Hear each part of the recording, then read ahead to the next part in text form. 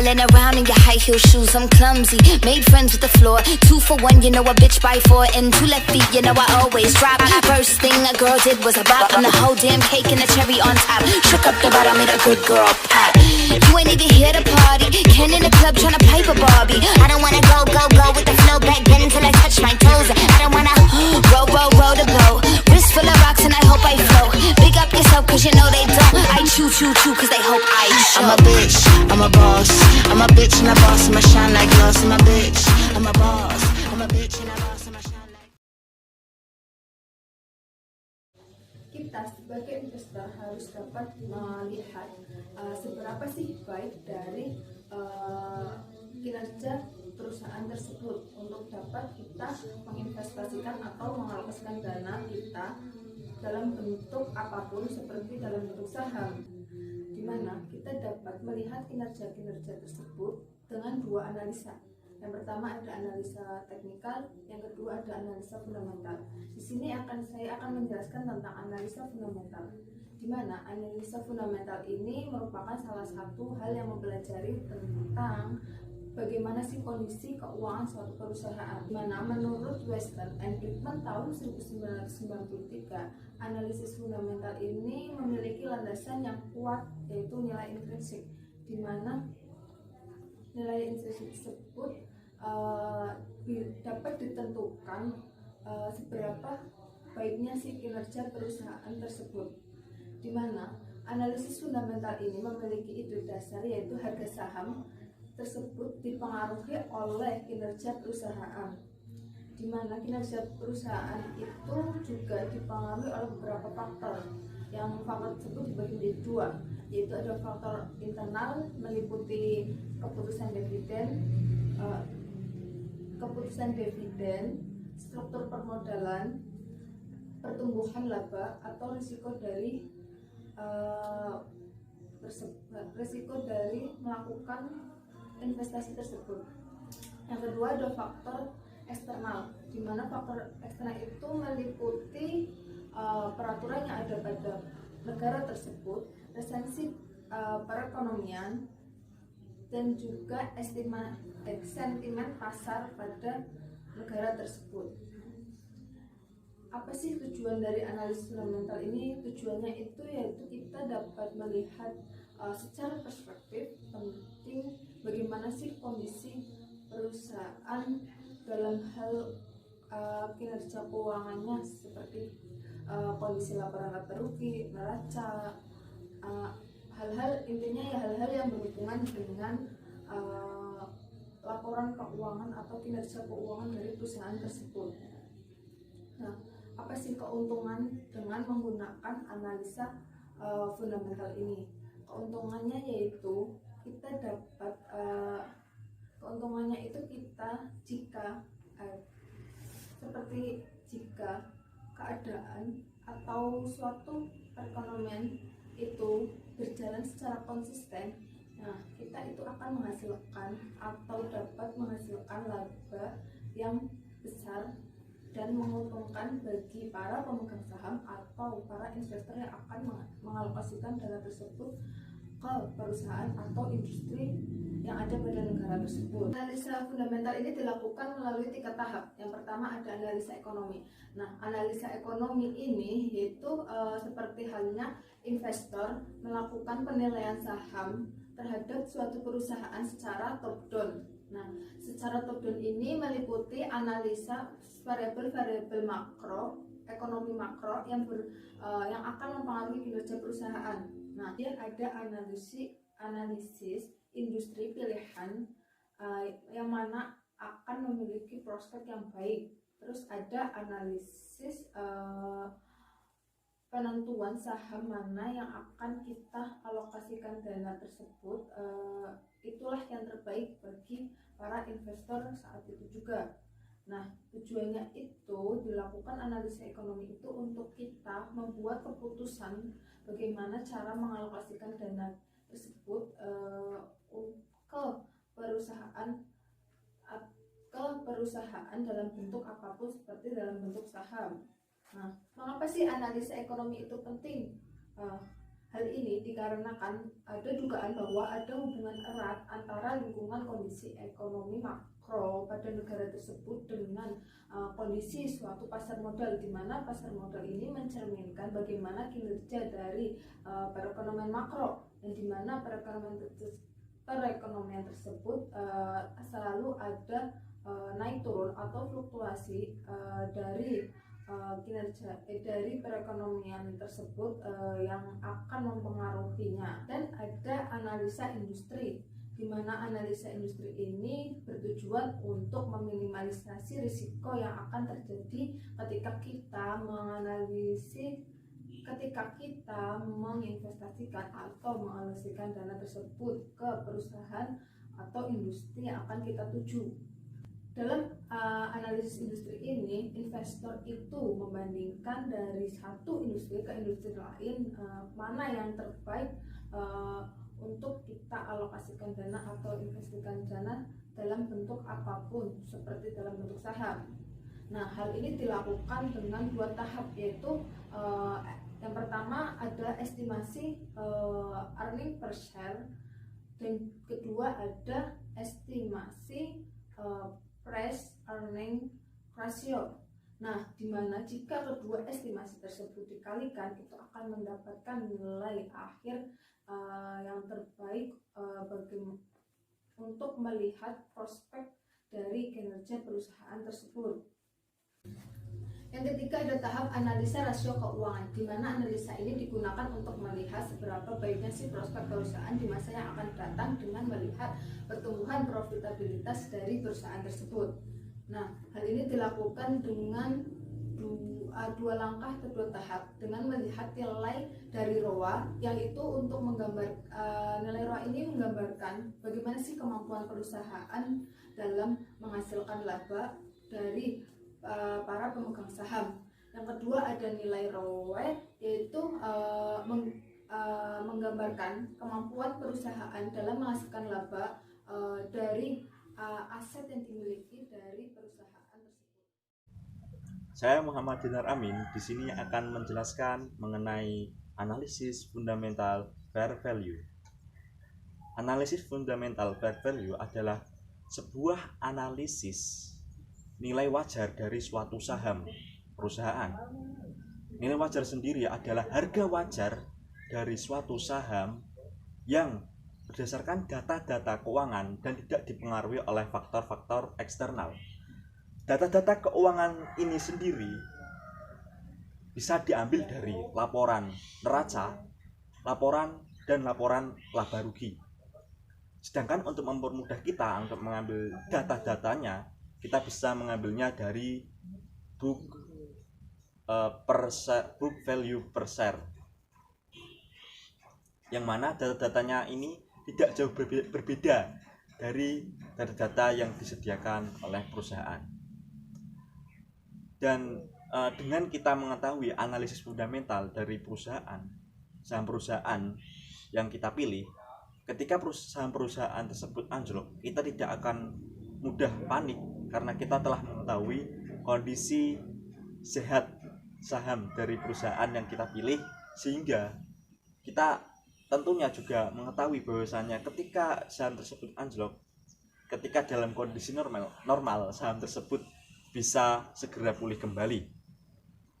Dan di mana kita bisa mengakses data-data tersebut? Kita bisa mengakses data-data mengenai harga wajar sebuah perusahaan dari PT Bursa Efek Indonesia, atau kita bisa melalui sebuah kanal berita yang bernama konten.co.id. Di sini ada 5 faktor yang dapat kita gunakan untuk menganalisis sebuah harga saham fundamental dari suatu perusahaan. Yang pertama yaitu ada EPS atau earning per share. Yang kedua ada PER atau price to earning ratio. Yang ketiga ada PBV atau price to book value. Yang kelima ada ROE atau return to equity. Yang kelima ada DER, debt to earning ratio. Nah, mungkin cukup sekian dari saya. Selanjutnya akan dijelaskan oleh teman saya. Terima kasih. Selanjutnya, bagaimana cara melakukan analisis data yang sudah didapatkan?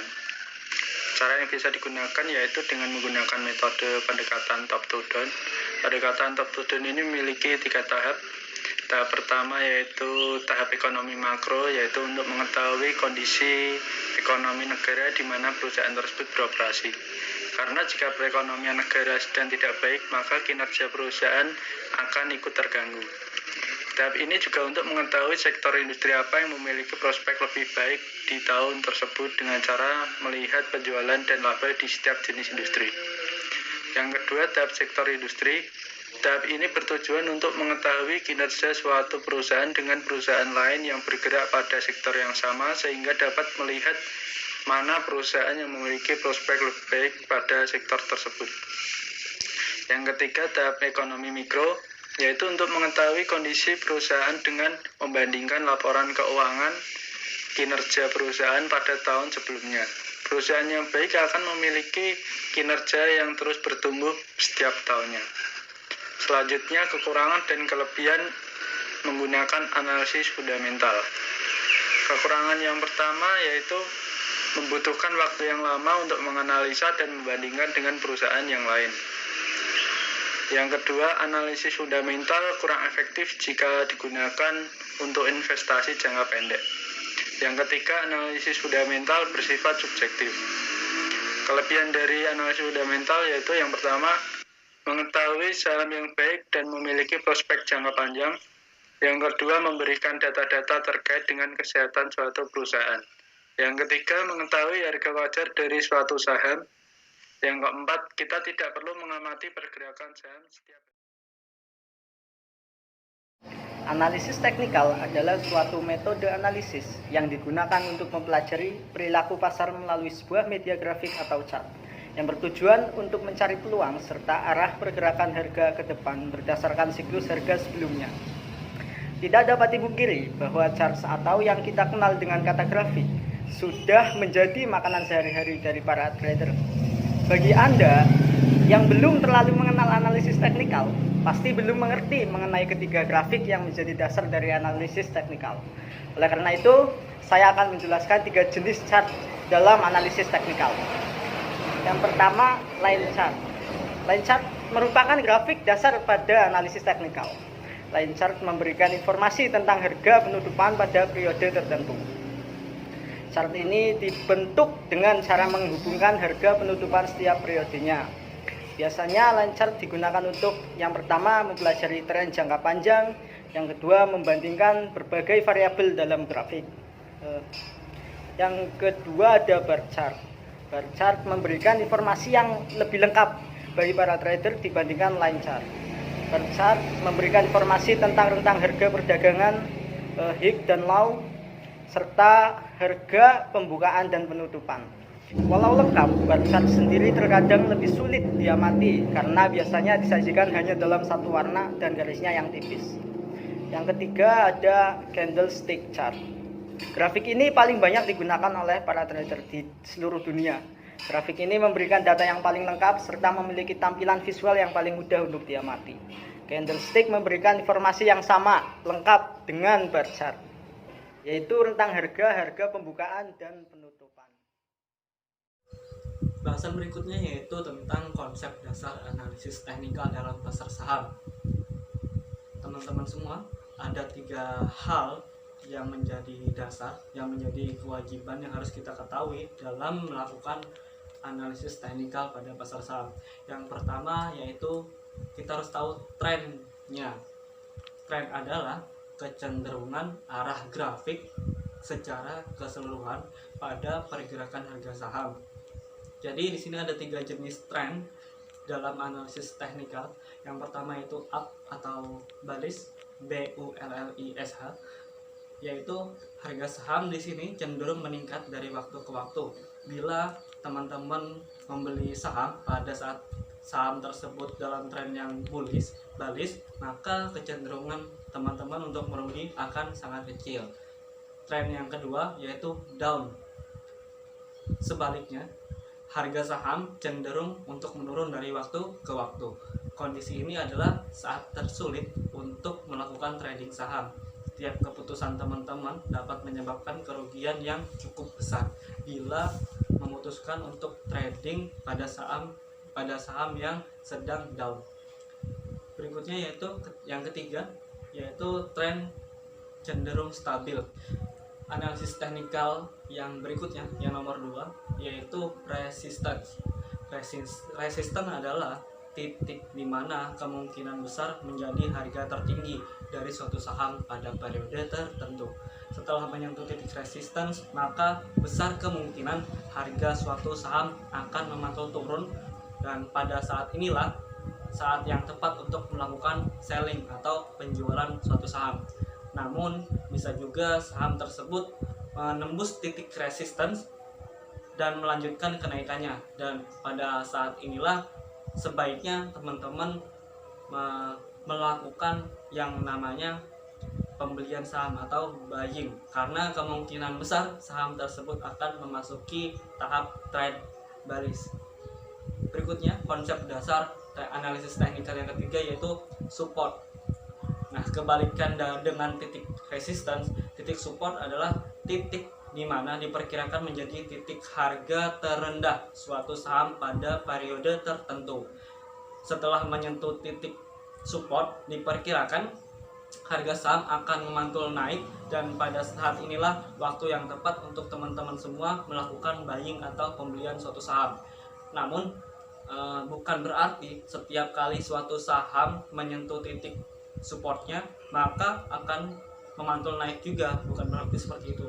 Bisa juga pada saat saham menembus titik supportnya dan jatuh lebih dalam. Nah, pada saat ini teman-teman dianjurkan sebaiknya melakukan cut loss untuk menghindari kerugian yang jauh lebih besar ke depannya.